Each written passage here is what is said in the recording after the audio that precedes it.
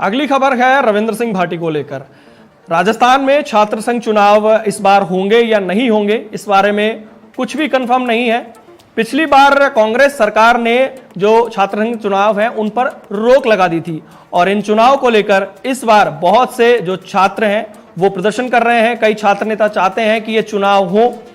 इसी मामले को लेकर जो रविंद्र सिंह भाटी हैं, पूर्व छात्र संघ अध्यक्ष वो रह चुके हैं जेएनवीयू के, फिलहाल वो शिव विधानसभा से निर्दलीय विधायक हैं और लगातार उन्होंने इस बात को लेकर विधानसभा में भी मांग उठाई थी कि छात्र संघ चुनाव बहाल किए जाने चाहिए।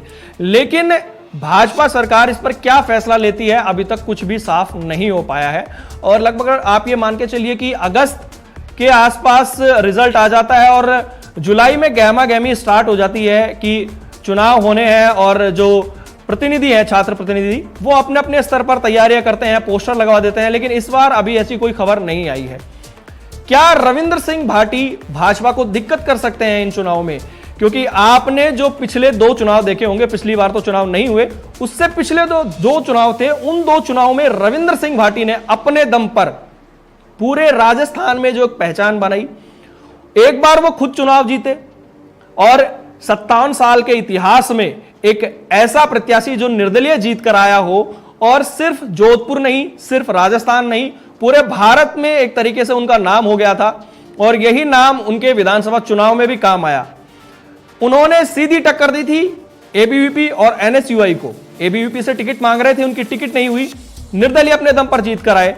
उसके बाद में अगली बार जब मौका आया तो अरविंद सिंह भाटी और मोती सिंह जोधा, ये 2 प्रत्याशी थे और इनके बीच में जब मोती सिंह जोधा को टिकट नहीं मिली एबीवीपी से तो वो निर्दलीय तैयारी करने लगे। लेकिन मोती सिंह जोधा करीबी माने जाते हैं रविंद्र सिंह भाटी के और रविंद्र सिंह भाटी ने समझाइश करके सारी बातों को संभालकर अरविंद सिंह भाटी को समर्थन दिलाया और अपने दम पर अरविंद सिंह भाटी को चुनाव जिता ले गए कांग्रेस और भाजपा की नाक के नीचे से। दोनों ही पार्टियां मुंह देखती रह गई कि एक लड़का जो खुद निर्दलीय जीता और अपने दम पर अगली बार एक दूसरे लड़के को चुनाव लड़ाता है और जिता के ले जाता है। ना तो भाजपा का कोई वहां पर प्रपंच काम आया, ना ही कांग्रेस का कोई हथकंडा वहां पर काम आया और दोनों पार्टियां एक दूसरे की तरफ देखती रह गई और एसएफआई की तरफ से उन्हें जो टिकट दिलाया गया था, रविंद्र भाटी के सहयोग से, रविंद्र सिंह भाटी के जो समर्थक थे उनके सहयोग से अरविंद भाटी एक बड़ी जीत लेकर आए। और अब जो चुनाव होने वाले हैं, क्या भाजपा ने इस बार अगर चुनाव कराए और रविंद्र सिंह भाटी जिसे चाहते हैं उसे जेएनवीयू से टिकट नहीं मिला तो यह दिक्कत भाजपा के लिए भी होगी और इसका मैसेज पूरे स्टेट लेवल पर जा सकता है। तो क्या इस वजह से चुनाव में देरी हो रही है? क्योंकि यह छोटी बात नहीं होती है। पिछली बार कांग्रेस ने जब ये चुनाव बंद किए थे और चुनाव बंद करने के बाद में बहुत सारे जो छात्र हैं वो गुस्सा हो गए थे और लगातार प्रदर्शन कर रहे थे और यह कहा जा रहा था कि उन्होंने चुनाव इसलिए नहीं कराए कि कांग्रेस नहीं चाहती कि जो चुनाव होने वाले हैं विधानसभा चुनाव, उससे पहले जो छात्र संघ के चुनाव है अगर उसमें उन्हें हार मिल गई तो उनके विधानसभा चुनाव के नतीजों पर फर्क पड़ सकता है।